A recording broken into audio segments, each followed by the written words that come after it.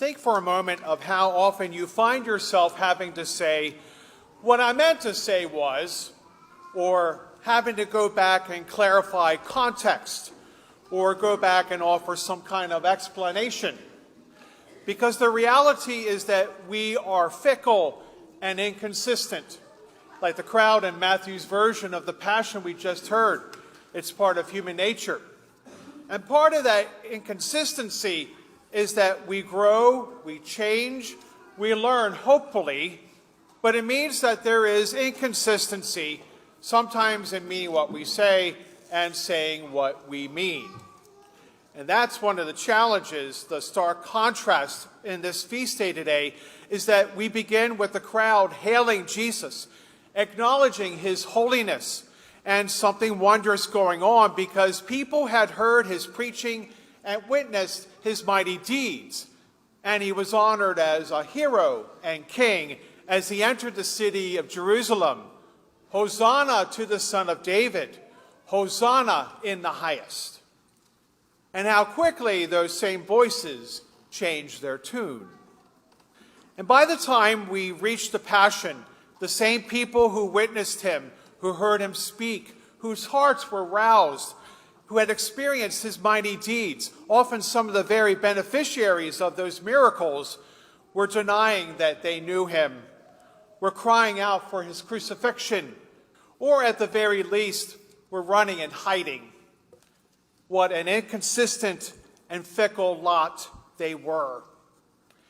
In contrast to the consistency and the perseverance of the Lord, who even as he prayed to his Father in agony in the Garden of Gethsemane, was still praying and still crying out to his Father, and wasn't asking for abandonment. He wasn't asking to be spared. He was simply praying and discerning to understand his Father's will more clearly, as he strengthened his will and strengthened his own resolve to do what the Father asked. Yet not my will, Father, but yours be done. He says something to us about discernment, that when we are on the fence, prayer is what is called for. When we are struggling, it's not turning and hiding, leaving and fleeing, but run to the Father and pray and seek his grace. And Jesus teaches something about perseverance, about trust and fidelity, as we come with our consistency to the Lord's perseverance today.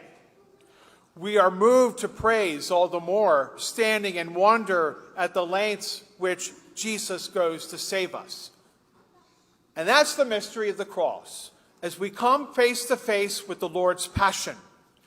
And so we take our palm branches home as a reminder of where we want to stand before the Lord, with praise and thanksgiving, with wonder and awe for his great love demonstrated here.